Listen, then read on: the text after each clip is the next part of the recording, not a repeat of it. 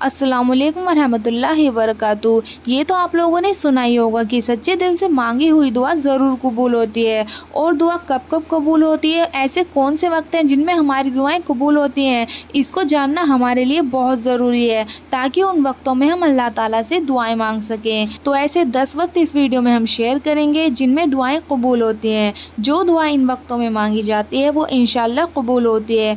तो इन 10 वक्तों में से जब भी आपको वक्त मिले आप दुआ ज़रूर कर लिया करें। तो चलिए जानते हैं पहला वक्त कौन सा है दुआ कबूल होने का। नंबर 1, रात के आखिरी हिस्से में जिसे सहर का वक्त कहा जाता है। आखिरी पहर तो ये दुआ मांगने का बहुत अच्छा वक्त होता है। अबू दाऊद की हदीस नंबर 4733 में हज़रत अबू हुरैरा रज़ियल्लाहु ताला अन्हु ने बयान किया, नबी सल्लल्लाहु अलैहि वसल्लम ने फरमाया, हर रात जब उसका आखिरी तिहाई हिस्सा बाकी होता है तो हमारा रब ताला आसमान दुनिया की तरफ उतरता है और निदा देता है, कौन है जो मुझे पुकारे मैं उसकी सुनूं और कबूल करूं, कौन है जो मुझसे मांगे और मैं उसको अता करूं, कौन है जो मुझसे बख्शिश तलब करे और मैं उसको बख्श दूं। तो इस वक्त जो भी दुआ मांगी जाती है वो ज़रूर कबूल होती है। नंबर 2, अजान के वक्त। जब अजान का वक्त होता है तो दुआ कबूल होती है। जब अजान हो रही हो तो हमें अजान का जवाब देना चाहिए, लेकिन अजान का जवाब देने के बाद हम दुआ कर सकते हैं। और दुआ करने के लिए ये ज़रूरी नहीं है कि आप हाथ उठाएं,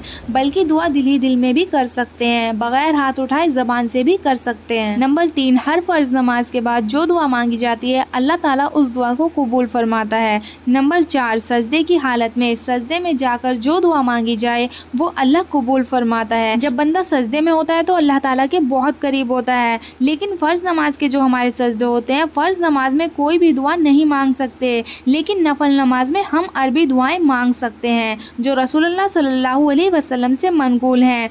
और उर्दू की दुआ किसी भी नमाज के सजदे में नहीं मांग सकते। हाँ, लेकिन वैसे ही दुआ करते करते सजदे में चले जाएं तो कोई मसला नहीं। नमाज की हालत में जो सजदे हम लोग करते हैं उसमें हम उर्दू में या किसी और लैंग्वेज में दुआ नहीं मांग सकते। हाँ, नफल नमाज में अरबी की वो दुआएं मांग सकते हैं जो मसनून है। नंबर 5, कुरान पाक की तिलावत मुकम्मल करने के बाद हमने कुरान पाक की तिलावत कर ली, अब हमें अल्लाह ताला से दुआ मांगनी चाहिए, क्योंकि कुरान पाक की तिलावत मुकम्मल करने के बाद जो दुआ मांगी जाती है वो अल्लाह ताला कबूल फरमाता है। नंबर 6, जुमे वाले दिन अल्लाह ताला दुआ कबूल फरमाता है। सही बुखारी हदीस नंबर 935 हज़रत अबू हुरैरा रज़ियल्लाहु ताला अन्हु से रिवायत है कि रसूलुल्लाह सल्लल्लाहु अलैहि वसल्लम ने जुमा के जिक्र में एक दफ़ा फरमाया कि इस दिन एक ऐसी घड़ी आती है जिसमें अगर कोई मुसलमान बंदा खड़ा नमाज पढ़ रहा हो और कोई चीज़ अल्लाह पाक से मांगे तो अल्लाह पाक उसे वो चीज़ ज़रूर देता है। हाथ के इशारे से आपने बतलाया कि वो साथ बहुत थोड़ी सी है। नंबर 7, सफ़र के दरमियान जो दुआ मांगी जाए अल्लाह ताला कबूल फरमाता है।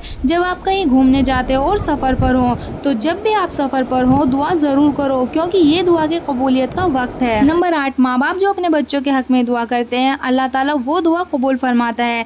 इसलिए माँ बाप को ये कहा गया कि अपने बच्चों को कभी बद्दुआ मत दो। अगर गुस्से में भी हो तब भी अपने बच्चों को बद्दुआ ना दो, क्योंकि आप बच्चों को जो भी दुआ दोगे, चाहे वो बद्दुआ हो दुआ हो, अल्लाह आपकी दुआ आपकी बद्दुआ बच्चों के हक में कबूल फरमाएगा।